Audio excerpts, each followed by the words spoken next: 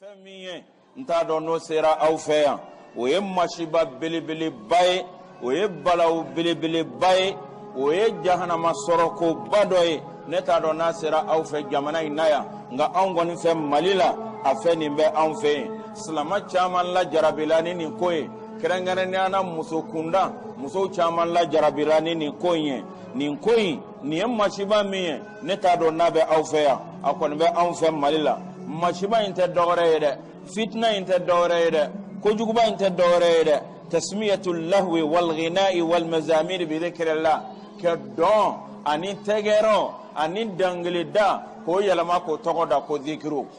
Allah ta'ala ko qur'ana kono wala dhikrullahi akbar ko Allah ta'ala ko fode kaboni fem bela jelenye ebita donglida ebita donge ebita tigero fo ko togoda fana ko dhikru ninde dhikru ya anfasisa kadaga monambadeu ni dhikru min flani ni yekim barabo dinala ni dhikru min flambadeu ni yeki yelebo dinala ni dhikru min flambadeu ni yekashlama ya de bafie kadaga mona era ni Allah ta'ala che dongili ani don ani tegero olubsege ka qur'ana kalanganye chogodi mbadeu olubsege ka dhikru ye chogodi mbadeu Allah ta'ala ko Allah ta'ala ko fodi de kabbo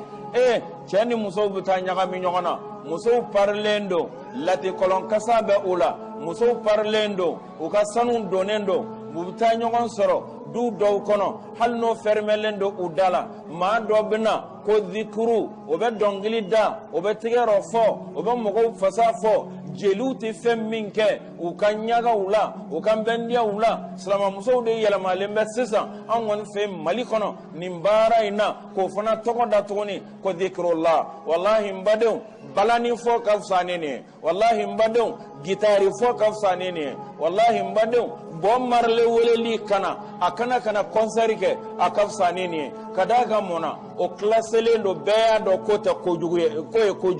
be kon be odon nganunu ubeka adama de nage ubeka islamaw nage ko dhikru ubeka islamaw nage ko ni ala ko fay muso be dona muso be tigero fola jani muso nyanga minendo tantan sireno gitron dawla ube nyogon fasadala mbadeo ketla keni toda ko dhikru wallahi nyankale alala nere de laka domen bomako sabbih isma rabbikal a'la nayo do dongila kani gitari ben kani dunum ben ibe Allah ta'ala kalin kafo ko qur'ana de dote ni mbadeo ninta haramun doron yede hada fihi istihza'un bi dhikrillah kimbara ye famiye